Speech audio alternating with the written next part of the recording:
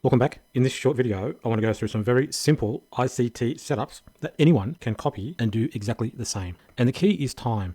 For Asia, the ICT kill zone start time is 7 p.m. So from 7 p.m., I'm looking for a setup. Now, if I've got a market that's dumping down prior to the open of the session, to me, that is the manipulation, that is the false move. So I'm looking to fade that, okay? In particular, I'm looking for any bearish signature that I can see above that I might be able to target once I get a setup to long that market. If I don't get a setup, I don't trade. So here we can see that we have a bullish ICT signature to long that market. What is the setup? Well, you can see we've got these 3 down candles that take out liquidity. This is inside of the 7 p.m. ICT kill zone for Asia. Okay, now we take liquidity and we get a movement up. So now any movement down into these 3 down candles, which is the bullish order block, is an entry to go long. Okay, so that's where I take a long entry. Okay, I take a long entry from that level, and all I'm targeting is an easy exit, which is this bearish fair value gap, which is going to be premium.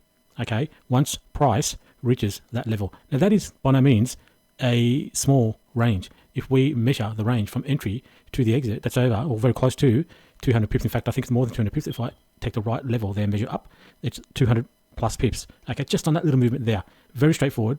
No complexity at all. You've got liquidity, it's a turtle soup entry, you're waiting for confirmation, which is this pullback into the bullish order block, and all you're looking for is for this to go up to a premium PDA rate and align that with time, right? This here is 7:30, this here is a new hour, 8 p.m., which is basically the second hour of the Asia session. Asia opened at 7 p.m. And so if you have a target level, which is that bearish fair value gap, okay, which is a premium PDA rate entering from a discount, if you get there, you've got to look at what time are you getting there. You're getting there right on 8 p.m., which is the new hour. So you want to think about either locking in your profits, putting your stops to break even, or closing out, right? Closing out your trade, because you may reverse from there, because that is a new hour. And you can see that is in fact what happens. The market then uses that low as liquidity for that initial movement on the open. Okay, am I talking about these in hindsight? Not at all. These were posted in the VIP community. This is the first trade, okay, that I have taken.